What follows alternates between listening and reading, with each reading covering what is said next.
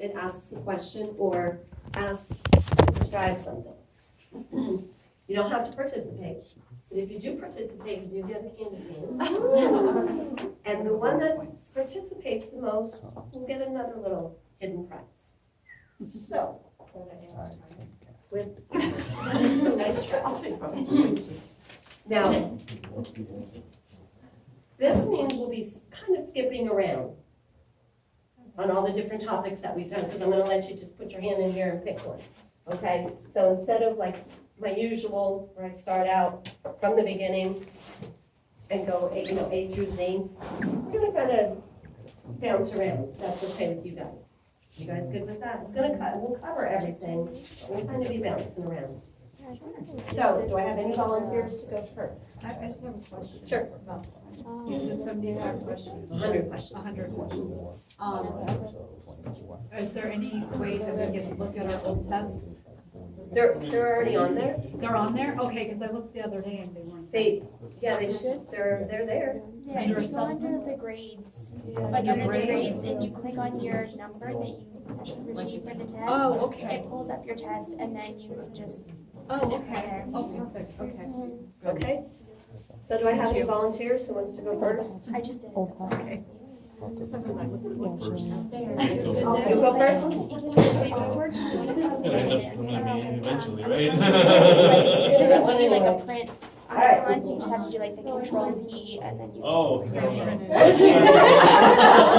then it prints like. What a good start. Does it give you what you answered? Let me give you your sugar to get started. There's one of them that shows Go ahead. where it doesn't give you the correct answer, it just What are tells the you what you parameters selected for and if it was right or wrong. And then star gradient echo? where it says. Guys, listen. His little paper says, what are the parameters? Go ahead. T2 star gradient echo include flipping. Flipping. What are the parameters?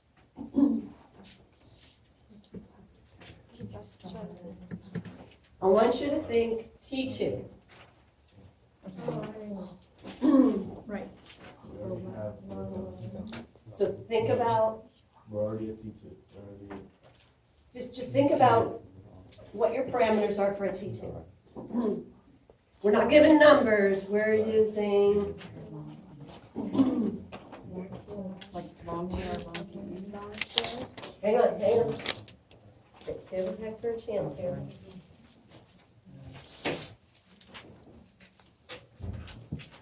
God. Think about your parameters, Hector. Okay. How do you obtain a T2 weighted image? Because remember, in gradient echo, it's not a T2 anymore, right? It's T2 star. So for a T2 weighted, Get long, short. T2, So TRTE are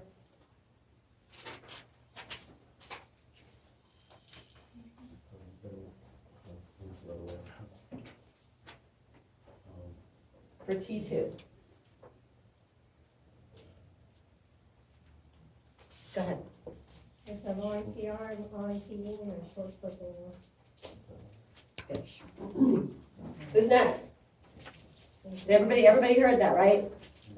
Long TR, long TE, and a short or a small flipping. Who's next? I'll give it oral, why not?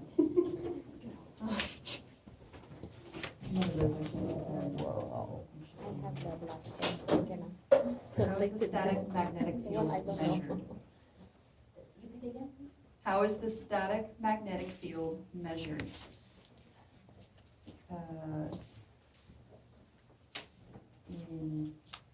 Come on, you got Static it. magnetic field is Gauss, correct? I mean, you could say it's Tesla, which one Tesla equals 10,000 Gauss. Very good. Who's next? Definitely extra knowledge, though, I like that. Yeah, hold on to those, because like I said, the one that does the most will get the extra prize. Oh, discuss. Just Discuss spatial resolution and which parameters are used to control it. So what do you know about spatial resolution? That's when you pick out the slide selection and no. Spatial resolution. What is spatial resolution? Is that what Define spatial resolution. Distinguish between two. Okay, so Cherie, how do we control spatial resolution? What do we use to control spatial resolution?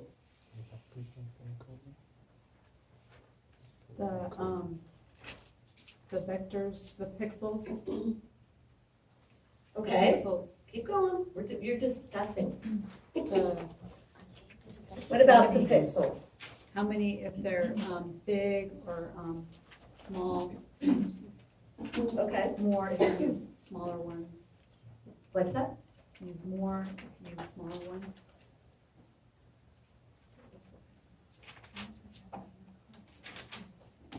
Go ahead, Abby. You want a large matrix and small pixels? Smaller the pixels, the better the spatial resolution. The larger number for matrix will give you higher spatial resolution because you have more pixels to fit in the matrix. Okay, so ideally, for spatial resolution, we want what kind of a matrix? You know, we said high, but what is the word? Fine. Fine matrix, matrix. correct. The opposite of that is what kind of matrix? Course. And a coarse matrix will yield what? Partial volume. What's that? Partial volume. Larger pixels, so what does that yield? Less detail or less resolution? Less resolution, but High CNR. high signal to noise. Okay, so as we decrease our matrix size, our pixels get bigger, our signal goes up, but our spatial resolution goes down. So give me an example of a coarse matrix. Give me the numbers. 540 something. No, 196, For a course. 192, 192. 128, 128. Okay, so the smaller the matrix, the bigger the pixels are. The larger the matrix, the smaller the pixels, increase spatial resolution, okay? Everybody has that? All right, who's next?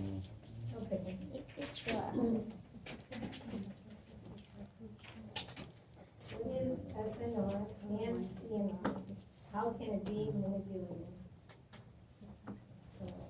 Signal, noise, SNR, signal to noise.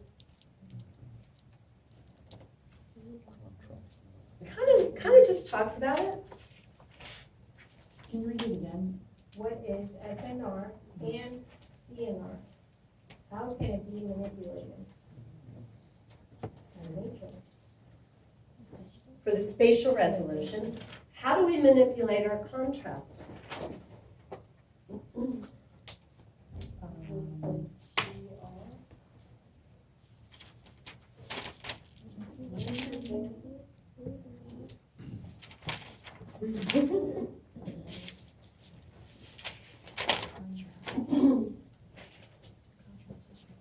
Image weighting, image contrast, how do we manipulate our image weighting or image contrast?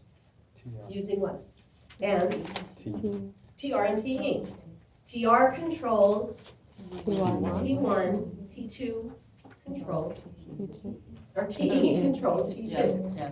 Okay, so that's how you, SNR is signal to noise, CNR is contrast to noise.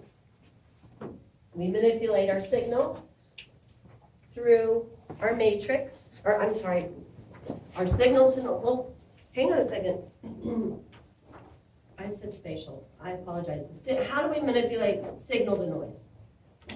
How do we manipulate our signal? How do we increase signal? Gradient. What's that, I'm sorry? Turn on the gradients, more gradients.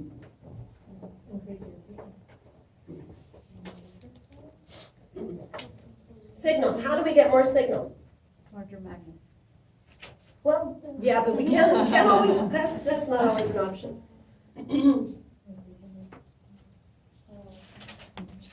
You would not increase your matrix. Decrease resolution. You would decrease your matrix, use a more coarse matrix. What else can you use to manipulate signal? Define. Yeah. Next, what is next? What's the number of Of what? Acquisition. Number of excitations. Number of acquisitions. It's the number of signals averaged or the number of excitations.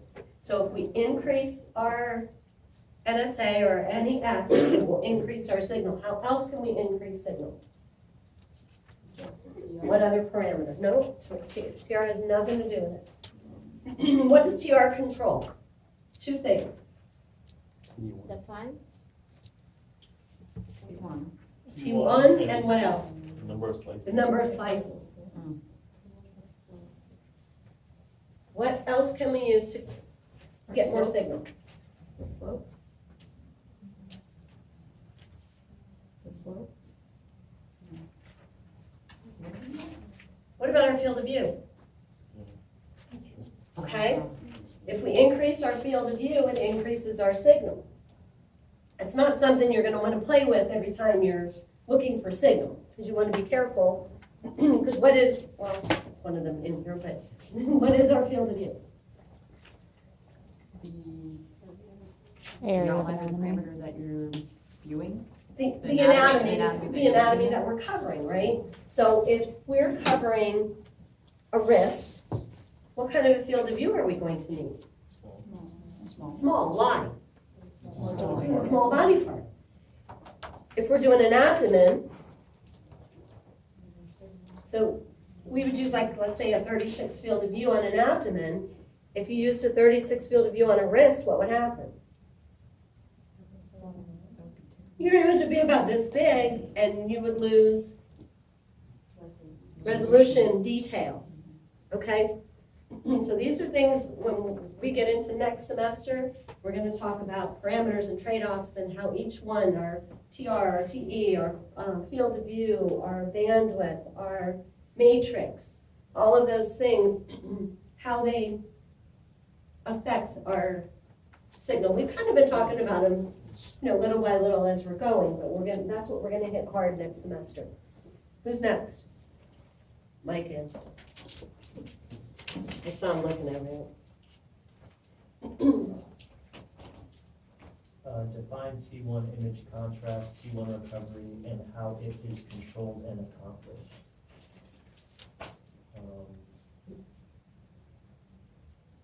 Define T1, like describe the way the image looks, or You can do that. T1 image contrast, fat is bright, fluid is dark. Very good. It is controlled by TR. How? With a short TR. T1 recovery is the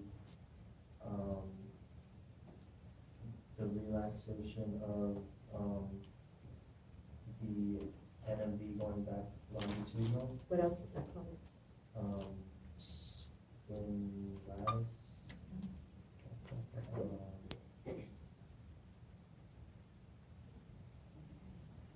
When is it complete? 63. Everybody's got that, right? Everybody heard what Mike said? So basically what he did was went over T1. How do you achieve a T1 weighted image? By using a short TR and a short TE. The short TR does what? Short TR diminishes T2. Right. No, the TR does what? It accomplishes the T1, the short TE diminishes the T2. Mike also said that it's also known as T1 relaxation or spin lattice, okay? It is the regrowth of the longitudinal plane, and it is complete at 63%. Next.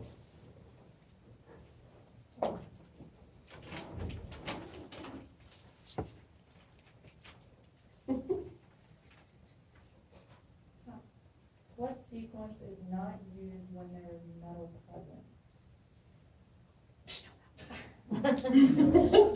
Here it comes. You lost it, Candy Cane. Radius. Why? Why? Because it's more susceptible to involve the wanderers. You want to use a spin echo for Well, what would you really want to use? a fast. Why? Because there's multiple rephasing pulses. What do those knock rephasing out- pulses do? They knock out the wanderers past the longitudinal. They clean up. Clean up. But you got that? This will be, you're gonna be using the gradient. Using the fast. The question was, which sequence would you not perform if the patient has metal present? Right. And that would be a gradient echo, because a gradient echo pulse sequence is more susceptible to the magnetic inhomogeneities caused by the metal susceptibility.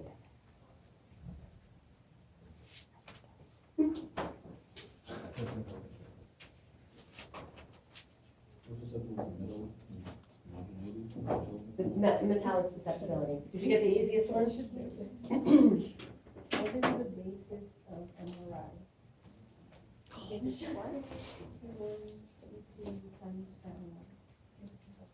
Basis of MRI, T1 and T2 times the fat and water. She got the easiest one that was in there. I'll do another one. Challenge myself on that. Okay, discuss the Larmor frequency. Let me gather my thoughts. These are too light to throw. The Larmor frequency is determined, it is for hydrogen. Is it just for hydrogen? No, it can be for, I guess, any element.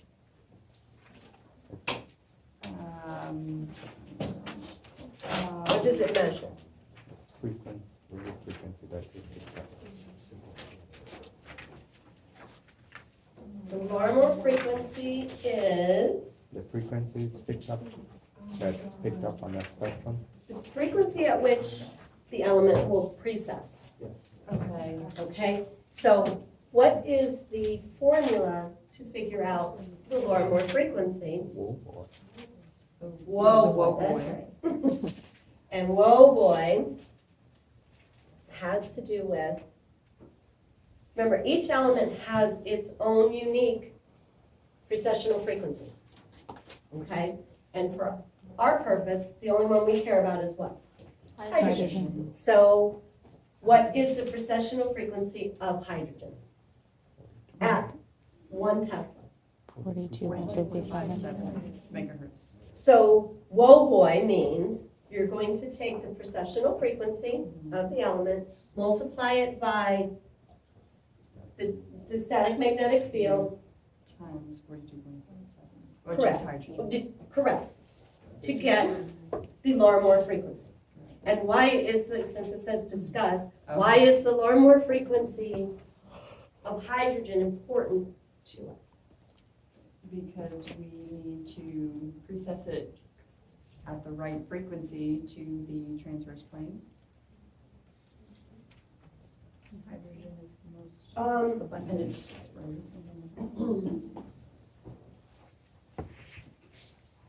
Why is the precessional frequency important to us? We use it for MRI.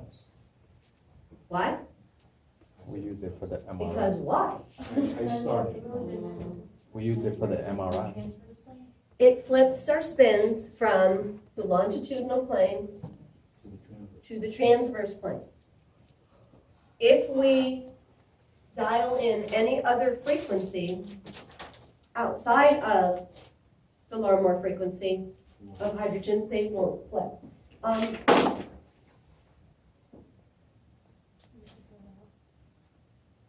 I still need, Sahara, you don't have yours? Yes, I do.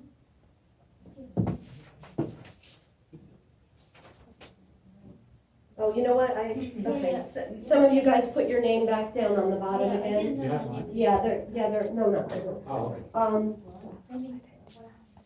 I need Ovi and Jamorley. Let me get the pencil, sorry. So, the Larmor frequency of hydrogen is important to us because we need to know, we need to know which frequency to transmit our excitation pulse to flip those spins from longitudinal plane to the transverse plane. Next. Brave girl.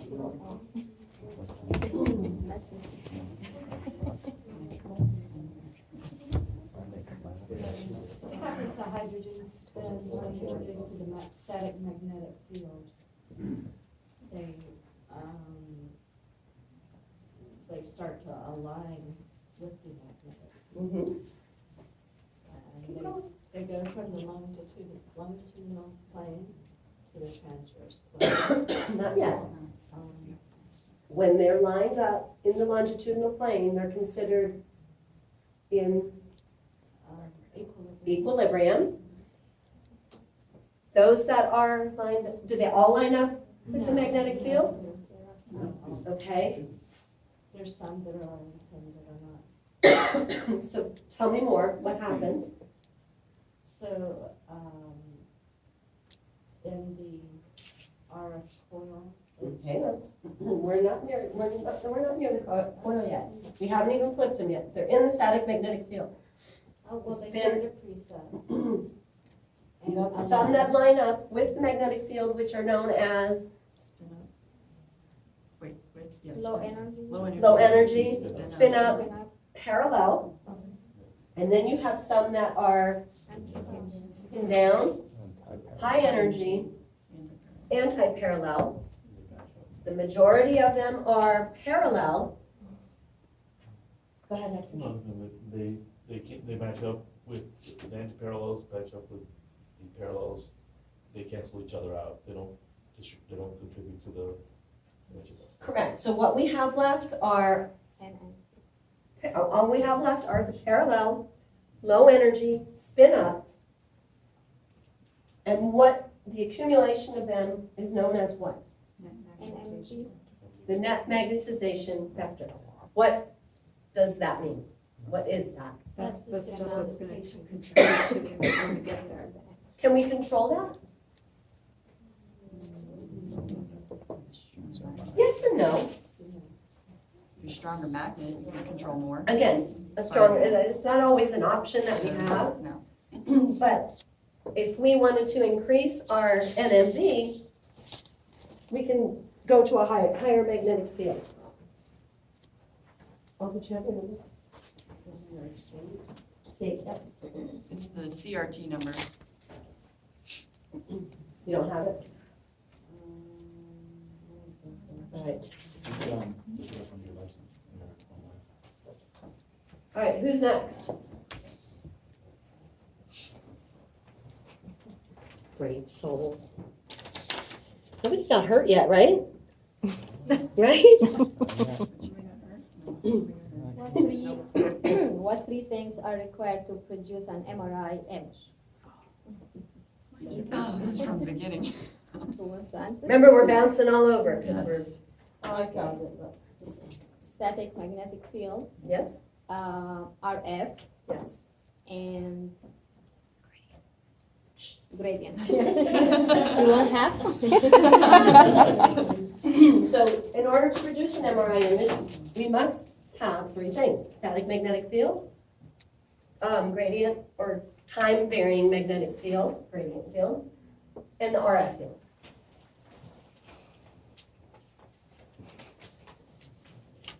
You put your hand up for it.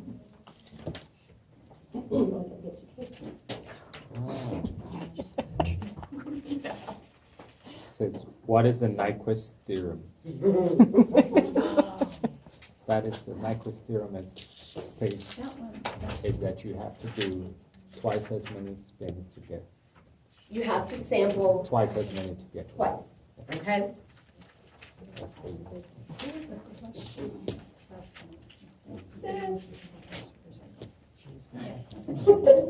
I'm just looking.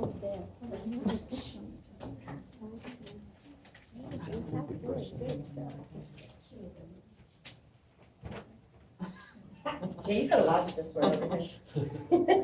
I'm right here for this one. Phone a friend, phone a friend. What is the unit of electrostatic charge?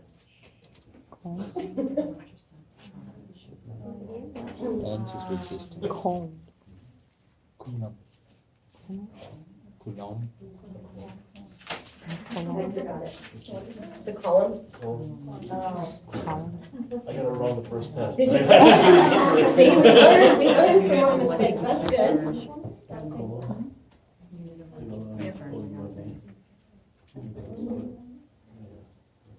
Name and discuss the three magnet properties of matter.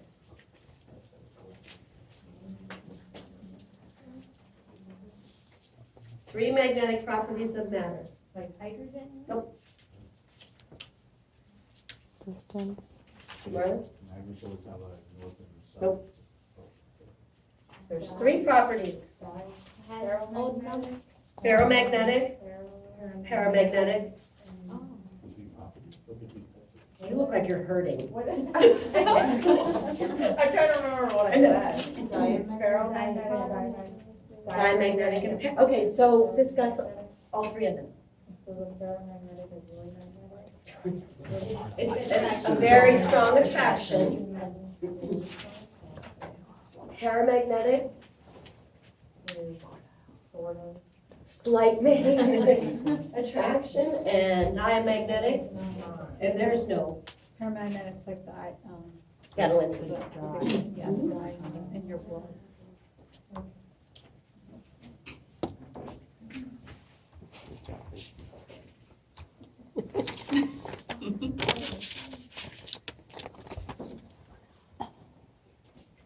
The T1 and T2 times of fat are blank.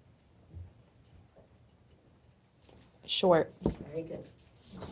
1 and T2 times the fat are short. It's just the luck of the draw, that's all it is. T2 times You don't- fat are short. That's all Are you've got. what? That's short. You'll take another one, is that what you said? All right. Yeah, take that one.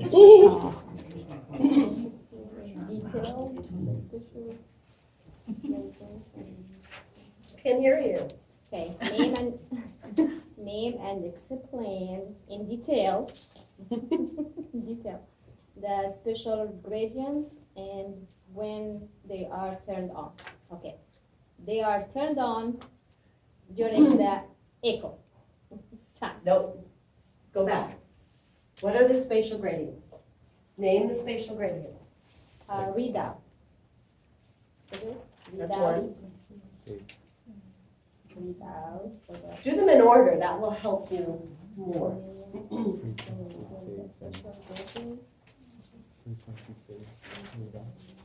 The three Oh. spatial gradients. Oh, okay. Slice select. Slice select Oh, gradient. that's what you mean? Okay, I didn't like Those are the spatial gradients. Okay, so, yeah, the slice select gradient, And that's These- turned on when? when RF or excitation, falls.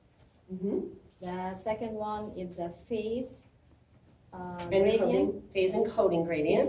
encoding gradient, and that's turned on after RF and before 180. Very good. That's for spin echo. For spin echo sequence. For That- the gradient, There's one more spatial gradient, yeah, frequency Encoding. encoding gradient and that's turned on when? at the echo The time of echo, collecting the echo. Okay, guys, spatial gradients are slice select, phase encoding, and frequency encoding. Slice select is turned on during RF transmission. The phase encoding gradient gets turned on after RF is turned off, but before the 180 is turned on. And then the frequency encoding gradient is turned on during the collection of the echo. Next. Let's do it. That's my girl.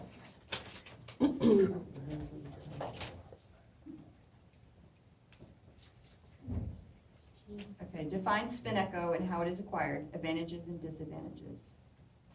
Define the spin echo. The echo is, Spin echo is when you apply a 90-degree pulse, and then it's followed by a 180 rephasing pulse. very good. What